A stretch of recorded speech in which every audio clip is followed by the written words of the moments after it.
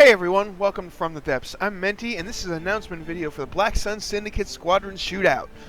Ah, the the Black Syndicate of the Black Sun is sponsoring a tournament here where we're focusing on a bit of semi-realism, not necessarily full-on realism. Like we're not going for replica building here, but we want to. What they want me to have done is to build what they call sensible ships into the tournament. And for that, there are some aesthetics guidelines and restrictions that you have to follow in order to get into the tournament. They're not super heavy. Like, the ship doesn't necessarily have to be pretty. It can still be minimalistic. Like, this ship here is the Printessa Monitor boat, I believe is what it's called. It's definitely the Printessa, but it's by Magma8502, who has participated in several other of my tournaments, and he offered up this ship because he is a member of the Syndicate of the Black Sun. So they've been building these ships for their for a custom campaign that they're making using this sort of format and rules. So they had some available for me to just sort of look at, and yeah. So I've already taken a little tour around this ship, and it fits basically exactly what what I'm looking for and what I outlined in the rules. Now, the actual rules for the tournament and such are in a forum post on the From the Depths forums. The link to that forum post will be in the description, and I'll go ahead and put an annotation up right here as well for you to click on. I'm not going to go deep into the rules, but the basic concept of the tournament is you have to build semi-realistic ships. Each entry has to be 3 ships. That you have to have one flagship, which is right now slated to be 150,000 materials maximum. Okay, then you have to have 2 escort ships that are 75,000 materials each maximum.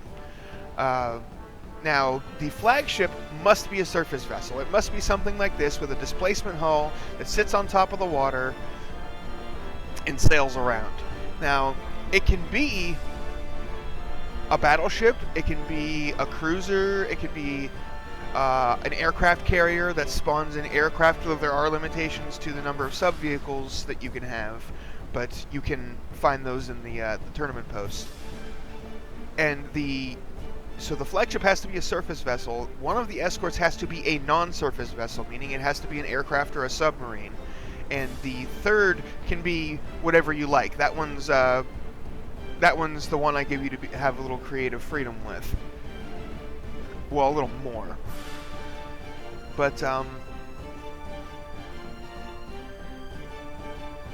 yeah, so that's the base idea of the tournament there. Most of the weaponry in the game is allowed, but I am still going for not necessarily World War II aesthetics, but a World War II-ish feel to the tournament. So things like railguns, particle cannons, and lasers are banned. But missiles, advanced cannons, and cram cannons are still very much allowed. But another purpose of this video, not only to announce the tournament... Oh, wait, actually, before I do that... this tournament is going to have actual prizes. This is the first tournament ever for From the Depths that has a prize for winning. The Syndicate of the Black Sun has offered up $40 worth of Steam cards for first place, $20 for second place, and $10 for third place. So there is no entry fee, though. It's free to enter. Anybody can enter. The only limitation is there are the aesthetics guidelines, which I'm going to go into in a moment, and I'm only taking 32 entries just to keep my sanity. The first 32 people to submit designs will be the ones allowed to participate. Now, if I get more than 32 designs, if I hit the maximum, and there are still more people who want to participate, I will probably do a second season of this. And if there's enough interest to do a full, like a large second season of this, what I may do is take the top 3 from each season and then do basically a single, well, maybe a double elimination, single elimination. I'm not sure which one I'll do. Do a tournament between those top 3 from each tournament to get the total top 3 for the prizes. Or if the Syndicate of the Black Sun wants to pay out prizes twice, we can just do the top 3, get prizes twice. We'll see how that goes. That depends on how much interest and how much you guys want to see this sort of tournament. But anyway, let's go ahead and get into the aesthetics guideline here. Alright, so I'm going to keep my camera attached to my avatar for the entirety of this thing, just to demonstrate how this is supposed to work. Okay, the idea is ships are meant to be built in such a way that they are able to be serviced, worked, and manned by an actual physical crew. Now, that doesn't necessarily mean that you need to have steps and ladders and everything like that that a normal IRL ship would have. We're going to go off the assumption that the crew that is manning it is a bunch of, you know, these avatars that can jump around and do all those sorts of things. So yeah, anyway, as you can see, we've got the control center here, which is just, you know, a vehicle controller, weapon controller, and then you've got these 2 guns here on the side. Whoops. Which, let me go ahead and select these. And I'm going to detach my camera here for just a moment, just to show these forward guns are fixed guns. They are not on turrets, so they do not have. They do not need to have the as much space in them. Tetrising like this is perfectly fine. Okay, I can't get to the inner components, but you can still get to the components. As far as I'm concerned, in essence, these when you've got a gun like this, it's one object, and as long as you have access to a majority of that object so that repair work could be done. Obviously, some disassembly would need to be required in order to work on it, but these are perfectly fine. You know, these are exactly what I'm looking for. There's space in here for anybody who was working on them to get at them and do things with them. Okay? There are doors and hatches to allow you to move from place to place. It's a little hard to get out of this one, but it is entirely possible. See, I'm having a little bit of trouble here. Alright, come on you. Get out of there. I did it earlier. I don't know why all of a sudden I'm having problems doing it.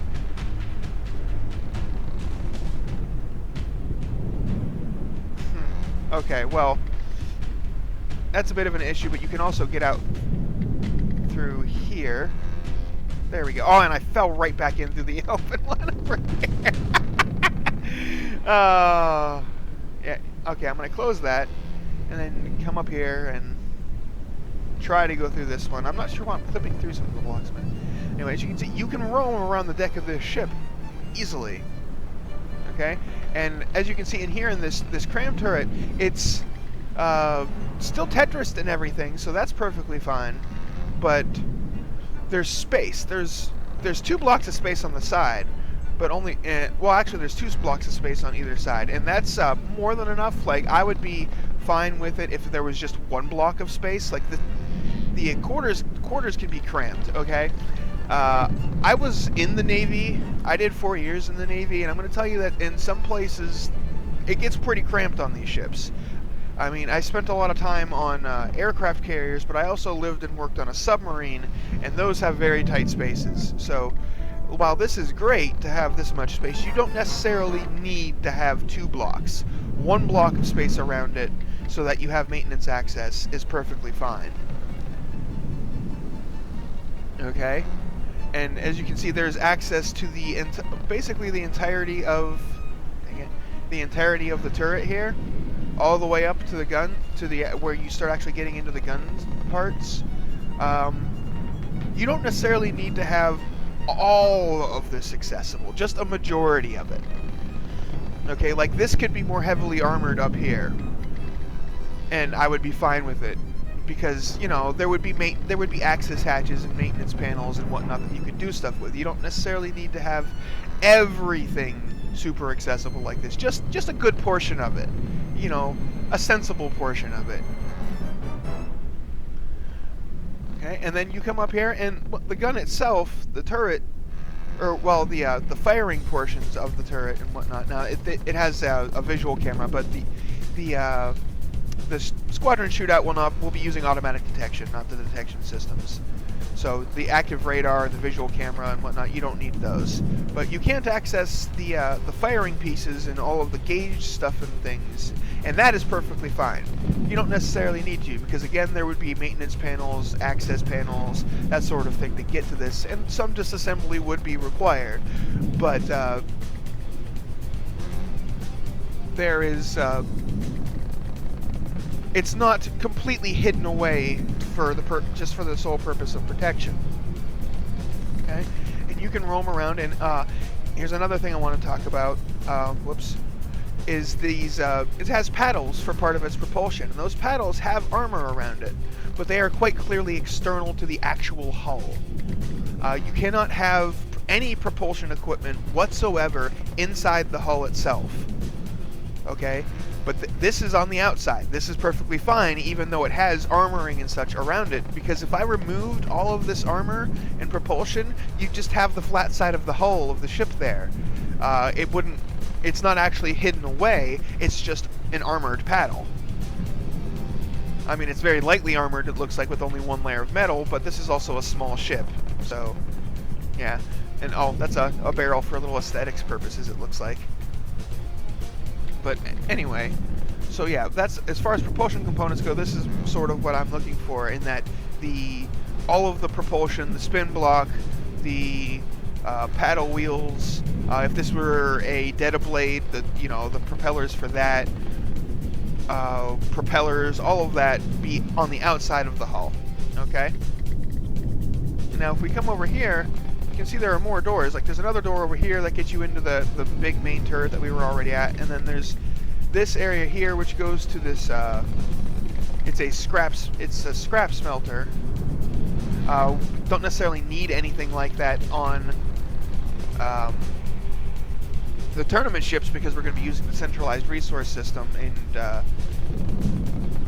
but that's just purely for aesthetics. And as you can see, well, actually these are not connected. But I'm sure there's up here, these are just aesthetics, just to make it look nice. But up here you've got an actual engine exhaust. The exhaust is actually being vented externally of the ship. That is a requirement. You must do that. You cannot just let the exhaust gases pool inside the ship and suffocate your crew.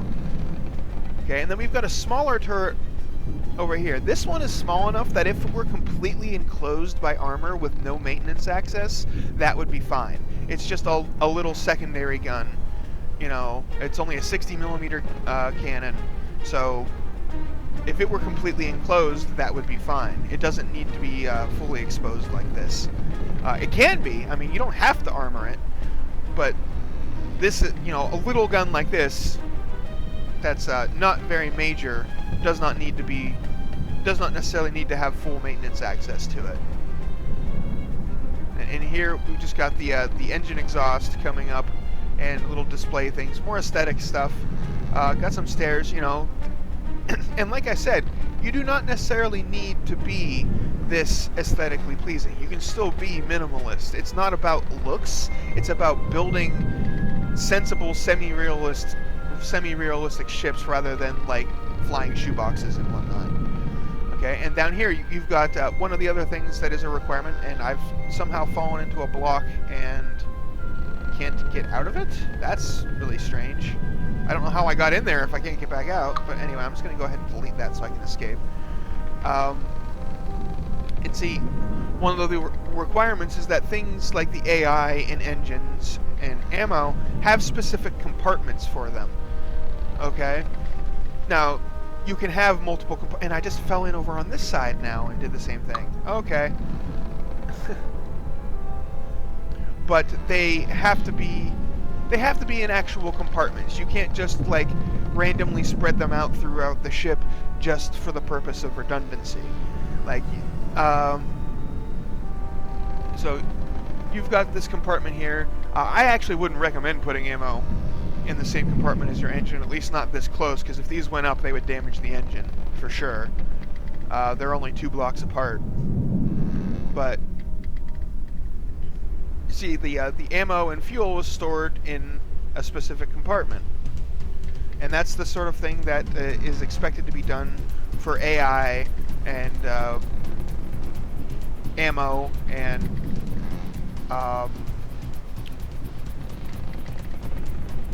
all of those sorts of things. There was another. Oh yes, down here. This is another little compartment. This is where the AI is. It has its own little compartment. And this is another thing I wanted to demonstrate. This actually does not follow the APS guidelines for the tournament.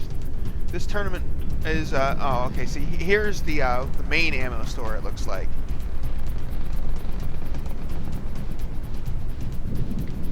Okay, but the APS guidelines for the tournament, you have to have 13 components for it. Okay, this does not actually follow that because it seems there are 1, 2, 3, 4, 5, only 6 components. It has to be exactly 13. No more, no less, and you have to use every component in here. It was mentioned on the forum that there may be a possible way to just not use a component and leave it empty. You cannot do that. You must use every single component. Okay? Now I'm gonna go just to make things clear what's expected with that. Oh right, I have issues going out that door. So okay, let's close this door and then jump up here and then close that door so I don't fall in it. But just so everybody has knows what is expected, I'm gonna go ahead and build a where are there they are. I haven't done advanced cannons in a while. Build one of what's expected. You're expected to have one ammo controller, one ammo customizer single module, and 1, 2, 3, 4, 5, 6 dual customizers. Okay, this is what is expected to be built. Okay, I think these are backwards. Okay.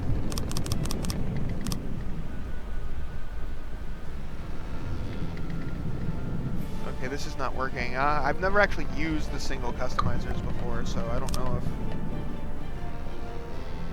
what's going on there? They're not connecting. Maybe they weren't backwards before.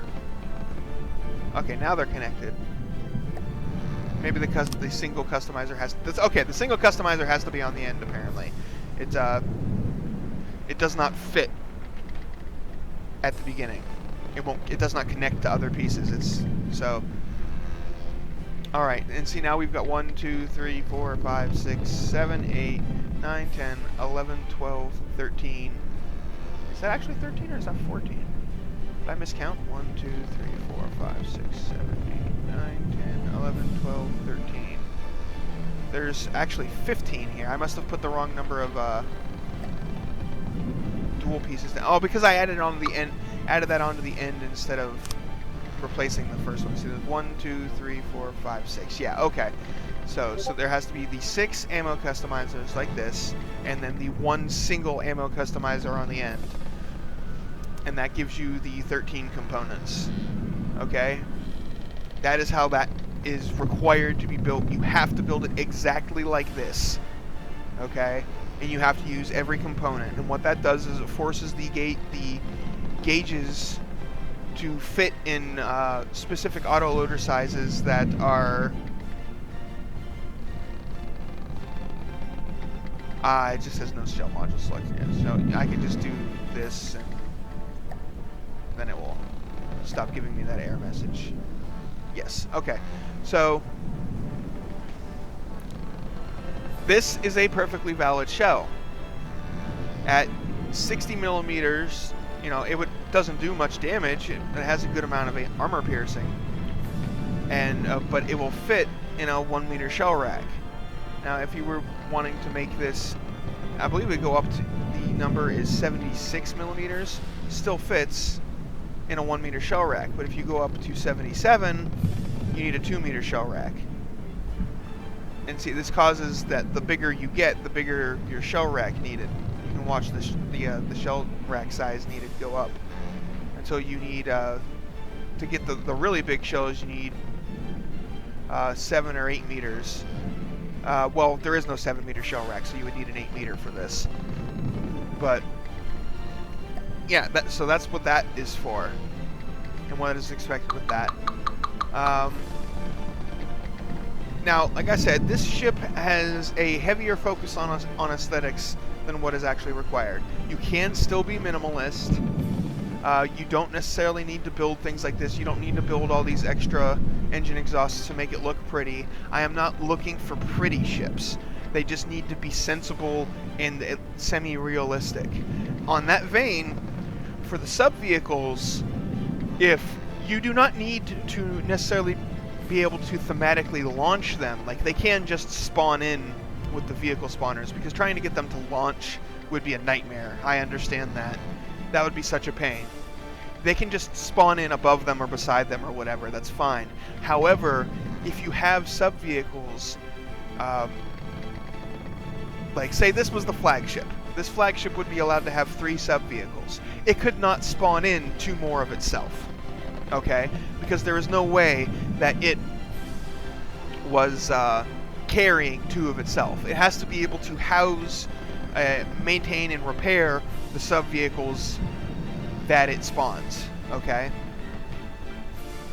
It doesn't need to actually be able to visibly do it like in the game, but it has to be reasonably possible for it to actually happen if this were a real-life vessel, okay? If you tried to, like, I think, let me do something here. Oh, I can't remember what the key is for it. Anyway, but say there's a ship called the Sea Viper, I believe, or not the Sea Viper. That's not the one I'm thinking of, I don't think. Okay, this is a design that I picked up, I think, off of the workshop. It's called the Sea Mink, and it is a tiny little helicopter. Okay. That little thing could conceivably, like, possibly use the turret as a heliport or something. Like, this little guy could be a sub-vehicle for this, for a ship this size at least. This exact ship, that's a bit of a stretch for it to be this exact ship, but something that size could easily be a sub-vehicle for this size of a ship. Now, 3 of them, not so much. You'd have to make this bigger.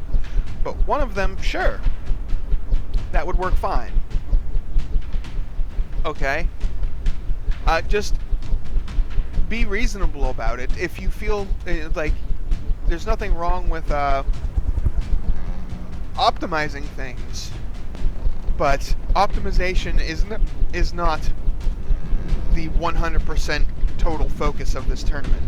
What we want is to have well-made, powerful, and strong ships that are also fun to watch fight, because they aren't just instantly obliterating each other. Like, I expect some of these battles to be fast regardless, but basically we want to cut down on the cheese and the abuse of the physics engines and the way the game mechanics work, and make things just a little bit more realistic and just entertaining to watch. Because, for example, watching a thruster craft fly around for 10 minutes and be completely unhittable while it zaps things with lasers that basically can't miss, and then,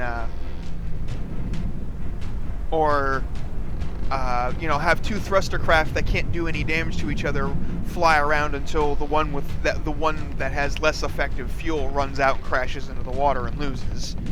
Like, that's no fun. That's the sort of thing we want to avoid. Okay? So, while it is still entirely possible to make a flying shoebox, you have to keep in a little bit more consideration for things like, maintenance access to your turrets and your engine. You can't just hide that stuff away. One thing though is, like, I'm gonna go ahead and jump to the Sea Bank here that I spawned in. This thing is really tiny. It has no maintenance access. However, it conforms to all of the guidelines that I set aesthetically. Because while this has no maintenance access, it's so small that a craft like this would just be maintained from the outside. You don't need to get inside of it. All of the propulsion is external. The only thing that's really is that there are some hidden components in here, like the AI and stuff are hidden, but again, you can hide components in something this small because you would just, like, if I were a maintenance worker and I was going in to maintain this thing, all I would do is take this panel off and look, I've got access to the components I need. You know, that's the sort of thing, like, for something this size, that's fine. That also goes for, like, the smaller cannons, like I was talking about earlier. For the smaller cannon over there, you could just, if you surrounded that in armor, you could just remove a panel or two, and you would have access to all the components for it. And that's fine for something that size. But for something bigger, you need, like, the cram cannons, or the bigger advanced cannons that were in there. You need more access, which the Printessa has. It does exactly what it needs to do, and then you could just put the panel back on, though it would be painted, obviously. So yeah, that's pretty much it. That's people were having questions. I'm gonna go ahead and just fall off and detach my camera so that isn't distracting. But so that's that. People were having questions. They weren't entirely sure what I meant with the guidelines, and I can understand that. Being unsure about that is kind of, I'm gonna just because I can.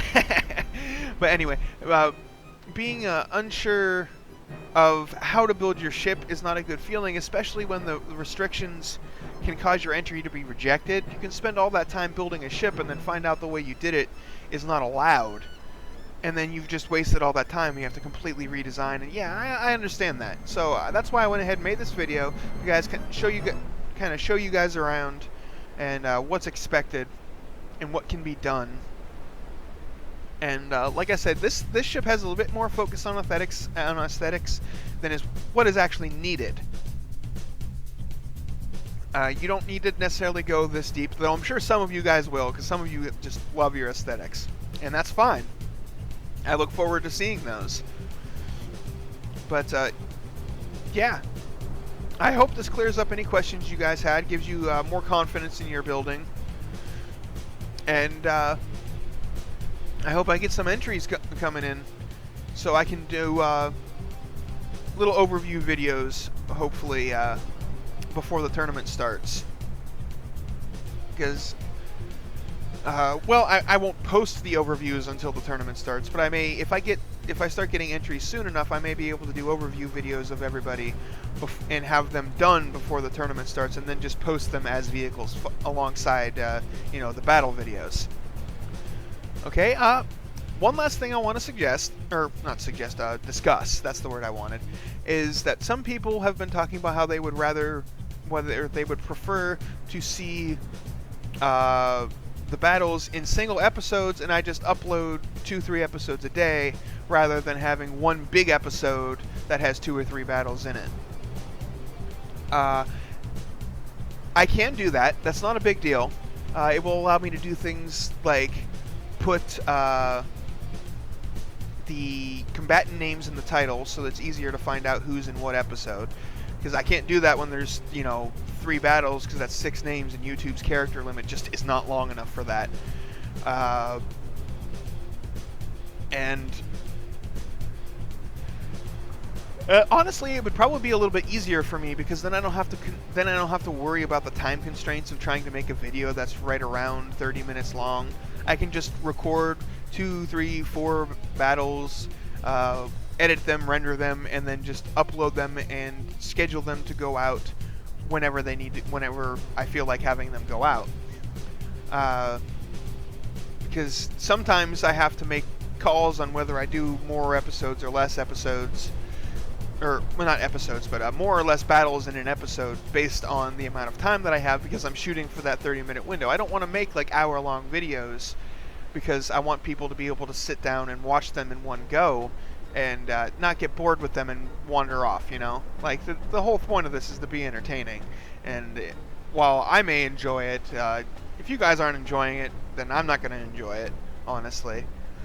So if that's something you'd like to see, if you'd like me to make that change, going forward here and just post multiple episodes per day that are shorter rather than one big episode, let me know in the comments, and I'll do that for you guys. If that's what you want, sure, I'll go for it. And with that, I have to. I'm sorry, Magma. Your poor ship there. Blown to bits by the explode debug tool. Anyways, thanks guys. I hope to...